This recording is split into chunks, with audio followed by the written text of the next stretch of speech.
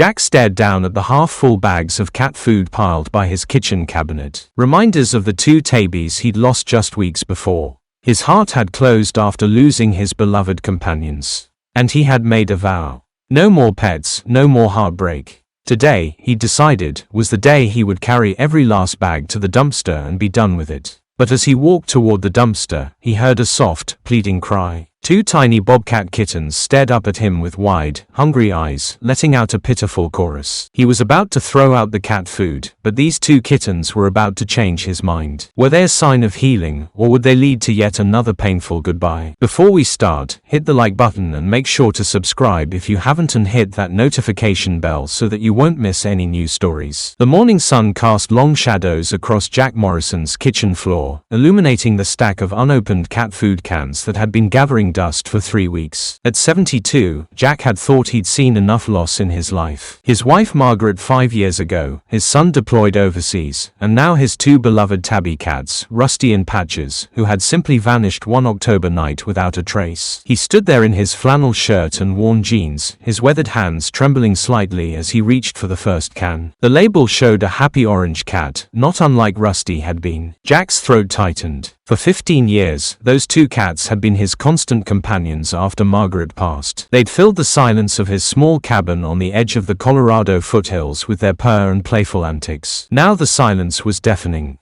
No more, he muttered to himself, grabbing a cardboard box from the pantry. No more pets. No more heartbreak. Jack had searched for weeks after they disappeared. He'd walked every trail near his property, called the names until his voice grew, posted flyers at the general store in town. Old Bill Henderson from the neighboring ranch had helped him search, warning about the coyotes that had been spotted in the area lately. The thought made Jack's stomach turn. He couldn't bear to imagine what might have happened to his gentle house cats out in the wild. One by one, he loaded the cans into the box. There were at least 40 of them. He'd always bought in bulk from the feed store in town. His hands paused over the bag of dry food, still half full. Patches had preferred the dry food, always crunching away contentedly, while Rusty favored the wet. The memory hit him like a physical blow. "Get it together, you old fool," Jack told himself, blinking away the moisture in his eyes. He hefted the box and headed for the door. The walk to the dumpster at the end of his long gravel driveway usually took 5 minutes, but today each step felt heavy. The November air was crisp, carrying the scent of pine and the promise of snow. His boots crunched on the gravel, the sound echoing in the stillness of the morning. Jack was halfway down the drive when he heard it, a soft wing cry that made him freeze mid-step. His heart leaped. Could it be? Had Rusty or Patches finally come home? He set the box down carefully and listened, holding his breath. The cry came again, higher pitched than he remembered, with an edge of desperation that tugged at his heart. Jack turned slowly, scanning the brush along the edge of his property. That's when he saw them. Two small forms huddled near the old oak tree at the curve of his driveway. At first glance, his heart soared. Cats. But as his eyes adjusted to the shadows, he realized these weren't house cats at all. The tufted ears, the spotted coats, the slightly larger paws, these were bobcat kittens. Jack stood perfectly still, hardly daring to breathe. The kittens couldn't have been more than 3 months old. The golden eyes were huge in their small faces, fixed on him with a mixture of fear and something else. Hunger. The smaller one, whose spots were more pronounced, let out another pitiful cry. Its sibling, slightly larger with a white patch on its chest, pressed closer as if for protection. "Well, I'll be," Jack whispered. He'd lived in these hills for 20 years and had seen adult bobcats only a handful of times, always from a distance. They were elusive creatures, wary of humans. To see kittens, especially ones this young and obviously distressed, was extraordinary and troubling. Where was their mother? The kittens cried again, a chorus of need that went straight to Jack's heart. Despite his vow of just minutes ago, he found himself kneeling slowly, reaching for the box of cat food. His arthritis protested, but he ignored it. "You hungry little ones?" he asked softly, keeping his voice low and calm. "Where's your mama?" With practiced movements, he opened a can of wet food. The sound made the kittens' ears swivel forward, their bodies tensing. Jack scooped some food into the plastic lid and set it on the ground, then backed away several feet. The kittens watched him, their eyes never leaving his face. The smaller one took a tentative step forward, then another. Its sibling followed, and soon they were at the makeshift dish, eating with the desperate efficiency of the truly hungry. Their little pink tongues worked quickly, and within moments, the lid was licked clean. Jack opened another can, then another. The kittens ate it all, their bellies gradually rounding. When they finished, something unexpected happened. Instead of fleeing back to the brush, they approached him. The larger one rubbed against his knee, just like Rusty used to do. The smaller one climbed into his lap, its tiny claws pricking through his jeans. "Oh no," Jack said, even as his hands moved instinctively to stroke their soft fur. "No, no, no. You belong in the wild. Not with an old man who can't even keep house cats safe." But the kittens were already purring. A deeper, rougher sound than domestic cats made, but purring nonetheless. They were warm and trusting, and Jack felt his carefully constructed walls beginning to crumble.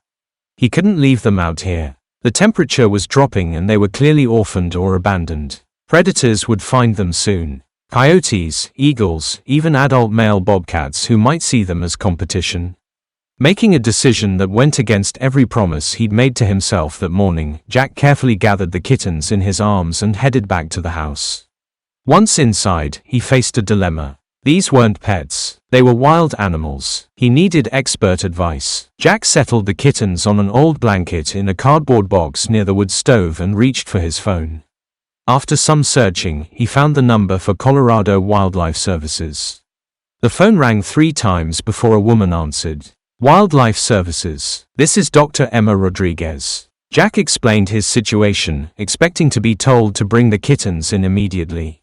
Instead, Dr. Rodriguez asked several questions. How old did they appear to be? What was their condition? Had he seen any sign of an adult bobcat? "Based on what you're describing," she said, her voice thoughtful. "They're young enough that their mother should still be caring for them. It's possible she was hunting and got delayed or something happened to her. Bobcat mothers are incredibly devoted. She wouldn't abandon them without cause. So, what should I do?" Jack asked, watching as the kittens curled together in their box, already falling asleep. "Here's what I recommend. Keep them warm and fed for now, but we need to give the mother a chance to return. Can you set up a feeding station outside, visible from your window? If she's alive and looking for them, she'll likely come to investigate.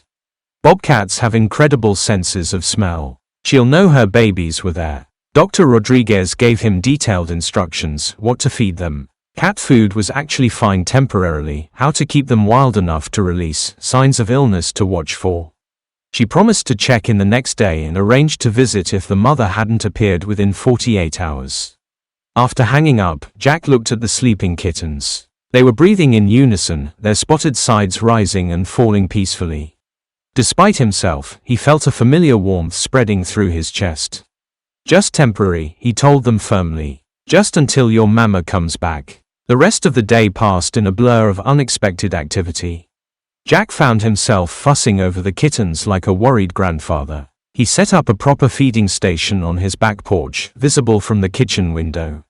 He refreshed their water, monitored their bathroom habits. They instinctively used a box of sand he provided and found himself talking to them constantly. "You know," he said as the larger kitten batted at a piece of string he dangled. "I used to have 2 cats. Rusty was orange like autumn leaves and patches.